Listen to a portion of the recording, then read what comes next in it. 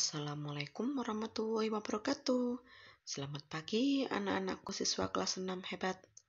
Kali ini kita akan belajar pelajaran tematik memasuki tema 6 subtema 3 dengan materi gagasan utama. Sebelum mulai belajar, marilah kita berdoa terlebih dahulu. Bismillahirrahmanirrahim.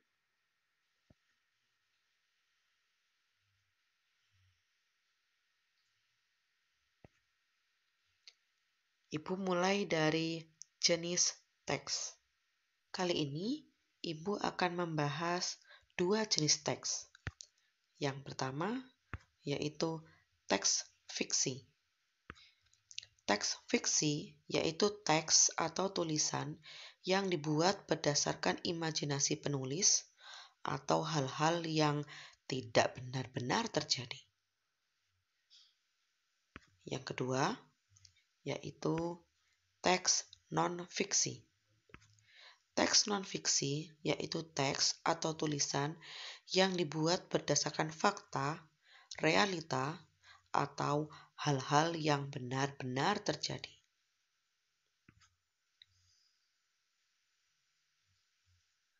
Sedangkan pada teks terdapat beberapa bagian yang penting.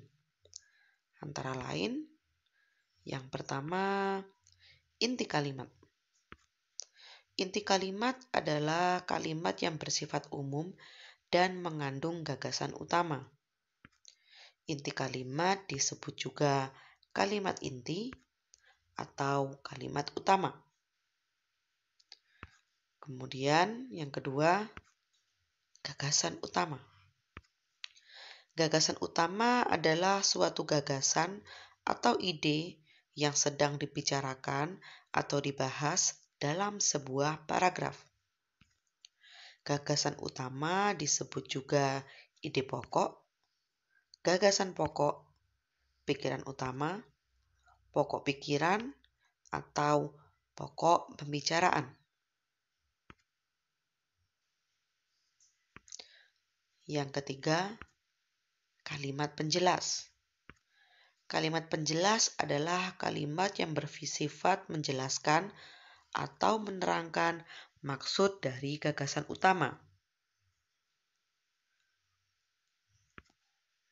Dan yang terakhir, gagasan utama teks. Gagasan utama teks adalah suatu gagasan atau ide yang sedang dibicarakan atau dibahas dalam sebuah teks. Biasanya, gagasan utama teks merupakan gabungan dari gagasan utama paragraf.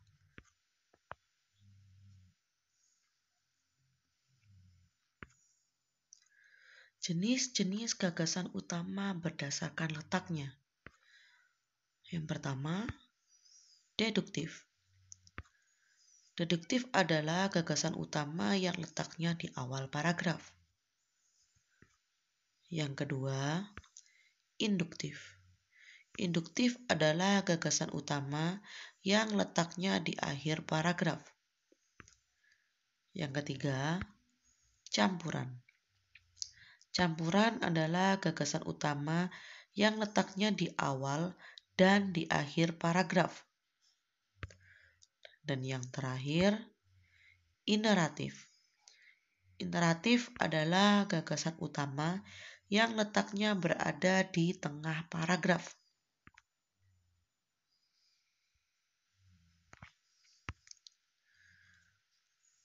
Lalu bagaimana cara menentukan gagasan utama? Ada beberapa langkah mudah untuk menentukan gagasan utama. Yang pertama, membaca teks secara keseluruhan. Setelah itu, kita temukan inti kalimatnya. Baru langkah terakhir, kita dapat tentukan gagasan utama dari inti kalimat yang sudah kita temukan tadi.